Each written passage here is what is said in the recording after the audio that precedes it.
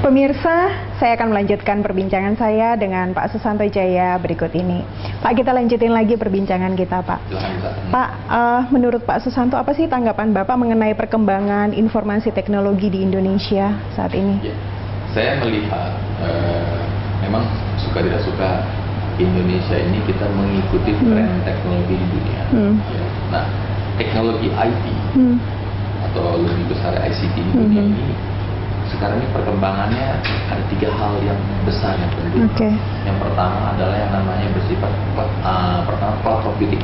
Cloud computing. Komputasi awal. Kedua adalah mobility computing. Ketiga adalah memory computing, in-memory computing. Coba saya mungkin uraikan dulu.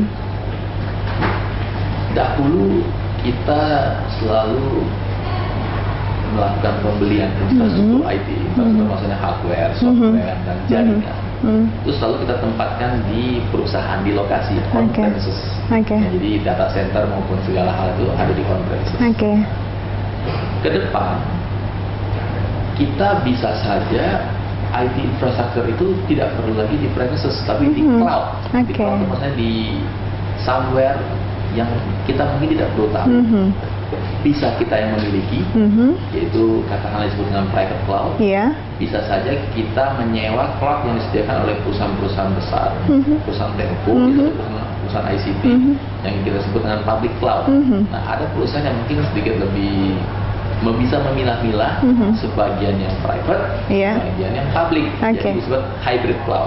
Nah, kenapa cloud computing itu menjadi tren? Karena itu akan membuat sistem komputasi kita lebih efisien dan lebih efektif dan pasti dengan biaya yang lebih rendah. Kenapa? Tentunya dalam jangka panjang dan itu dalam jumlah skala ekonomis. Jadi kalau skalanya belum ekonomis, adalah sesuatu teknologi baru akan lebih mahal. Tapi suka nggak suka, jadi para pelaku IT di dunia itu investnya ke sana. Jadi mau kita perlu melangkah. Kenapa? Karena kita kalau misalkan katakanlah infrastruktur atau software kita diletakkan di cloud, itu kita bisa melakukan upgrade, bisa melakukan suatu deployment kepada seluruh tempat, sebagian tempat itu hanya di satu titik aja. Jadi, dan space-nya juga besar sekali ya Pak ya. Space-nya menjadi tidak penting lagi. Tidak penting lagi. Dahulu.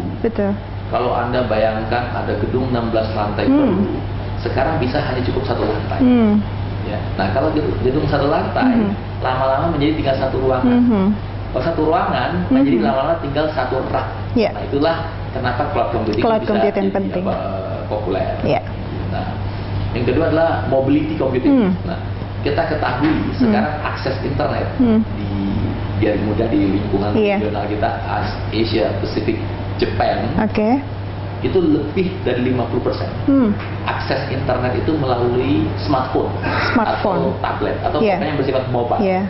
Jadi bisa Anda bayangkan perilaku para eksekutif atau karyawan itu akan mengakses internet itu melalui smartphone mereka. Nah, mobility computing hadir di mana aplikasi-aplikasi perusahaan yang katakanlah strategik atau yang utama atau bisnis aplikasi yang ERP-nya itu bisa diakses melalui smartphone mobile. Jadi Anda jangan heran kalau taking order pakai smartphone, kemudian mengecek stok untuk delivery sampai di mana pakai smartphone. Jadi itu tren ke depan di mana itu akan menjadi lebih efisien. Karyawan sales atau misalkan suatu bagian pre-sales tidak perlu pulang lagi cek stok lagi atau untuk melakukan transaksi. Begitu juga para manajemen tidak perlu datang ke kantor untuk review, panggil anak buahnya 15 orang. Jadi cukup akses dari mobile dia ke sistem aplikasi di kantor yang boleh di cloud, boleh tidak di cloud, tapi bersifat mobile. Nah, saya anggap ini suatu tren yang sangat efisien. Ketiga, kenapa yang disebut dengan in-memory computing? Komputasi itu yang namanya aplikasi sama data disimpan di hard disk. Begitu kita mau panggil bekerja, kita panggil aplikasi sama datanya diambil dari hard disk, diolah di memori. Jadi memori itu kan menjadi disitulah komputasi bekerja. Dahulu memori itu mahal. Sekarang ini kita bisa aplikasi atau data-data yang bersifat hot data itu bisa disimpan, tidak perlu di storage lagi, disimpan di memori. Jadi yang namanya server itu bersifat storage-nya itu di memori.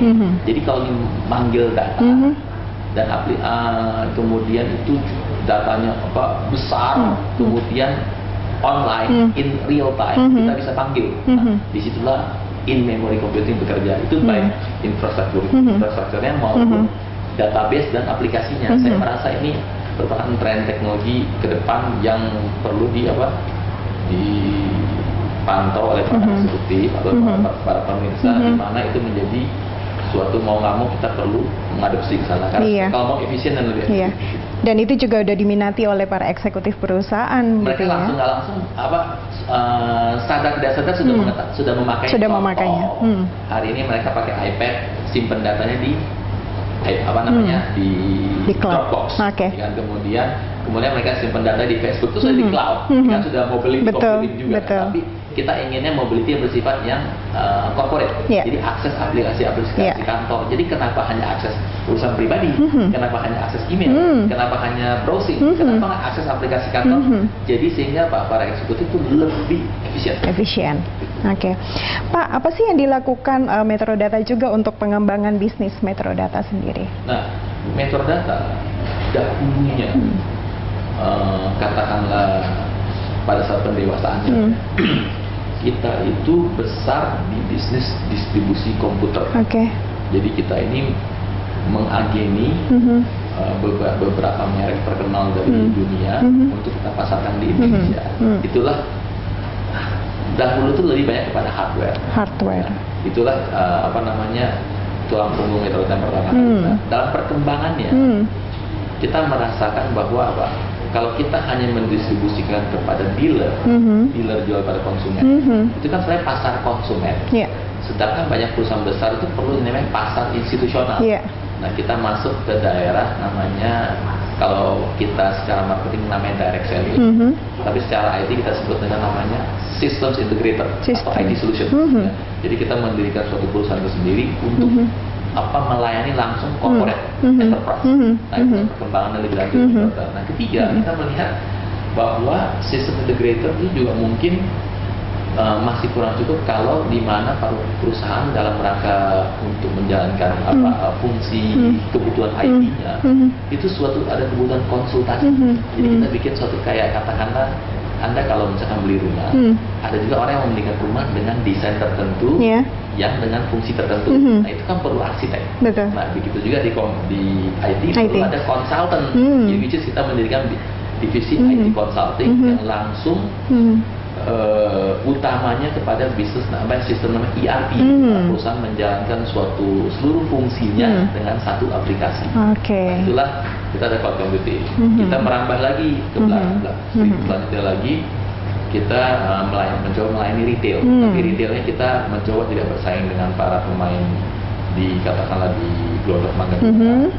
Kita retailnya itu lebih kepada e-commerce sama menjadi melalui website.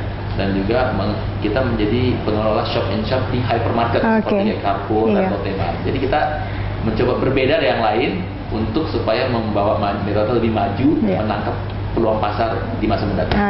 Waduh, ini perbincangan kita semakin hangat aja, Pak. Kita akan lanjut setelah yang satu ini ya, Pak. Pemirsa, saya akan lanjutkan perbincangan saya dengan Pak Susanto Jaya setelah yang satu ini.